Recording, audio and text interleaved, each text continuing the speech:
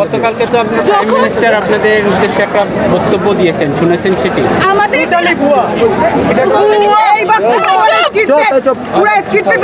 সামনে মনে খাতা ছিল। শেষ করতে দেন সবাই জানে কথা বলুন। প্রাইভেট চ্যানেল বিটিভি বিশেষ করে ওনার লাইভটা দেখাইছে, বাট আমার কথা হইতেছে আমাদের রাজাকার প্রথমে বলছিল, আমাদের রাজাকারটা প্রথমে বলছে কে?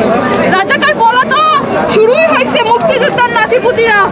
এই কোর্টটা পাবে না তো কি রাজাকারের সন্তানটা পাবে? রাজাকারের বাচ্চারা পাবে, এইভাবে বলা হয়েছে। এটা সরকার কিভাবে এইভাবে কথা এই দেশের নাগরিকদের এভাবে রাজাকার গালি দেওয়ার অধিকার তার নাই। ক্ষমতা চলে ঠিক আছে, কথা শেষ করতে দেন।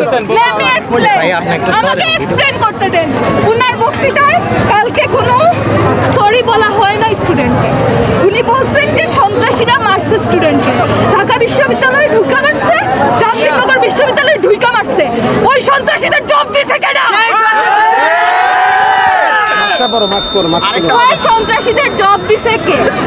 প্রশ্ন রইল ওনার কাছে। উনি যদি আবার কোনোদিন লাইভে আসেন, আমার কথা যদি উনি শুনে থাকে, উনি যেন এই কথার আনসার দিয়ে যান। সেকেন্ড হইতেছে উনি আমাদেরকে রাজাকার বলার থেকেই ওই স্লোগানের শুরু। ওই স্লোগানের এক্সপ্লেনেশন আপনাদেরকে দিতে হবে না। আপনারা ওই ওনার ভাষণও শুনছেন, আমাদের স্লোগানও শুনছেন। আমাদের স্লোগানের একাংশ প্রকাশ করে আমাদেরকে আসলেই রাজাকার বানিয়ে দিয়েন না। আমরা বাংলাদেশের স্টুডেন্টরা আসলেই অনেক অসহায়, অনেক অসহায়। আমরা আমাদের ভাইয়াদের পাশে না দাঁড়াইলে ওদেরকে মাইরা জাহাঙ্গীরনগর বিশ্ববিদ্যালয়ে অর্ধেক করে দিছে ওরা। আমার মায়ের বুক খালি হইতেছে, আমার বোনের বুক খালি হইতেছে। এইটা কেন? উনি এসে বললেন যে সন্ত্রাসীরা মারছে। সন্ত্রাসীদের উস্কানিতে স্টুডেন্টরা প্রতিবাদে নামছে। আমাদের প্রতিবাদ প্রথম থেকেই শান্ত ছিল, আমরা শান্তিপূর্ণ প্রতিবাদ করতে চাইছি। সেইখানে আইসা ছাত্রলীগ, পুলিশ লীগ আর কালকে সর্বশেষে আনসার, বিজিবি আমাদের উপর আক্রমণ করছে। ওই দিন আমরা কুড়িল বিশ্ব রোড ব্লক করছিলাম ক্যান্টনমেন্ট কলেজের স্টুডেন্টরা মিলে। ওইখানে আমরা যখন ব্যাক করতেছি তখন একদল মানুষ আমাদেরকে বলছে যে ছাত্রলীগরা পাথর নিয়ে যাইতেছে, মেয়েদের জন্য অ্যাসিড নিয়ে যাইতেছে, তোমরা ওইখান থেকে সরে এসো। কেন?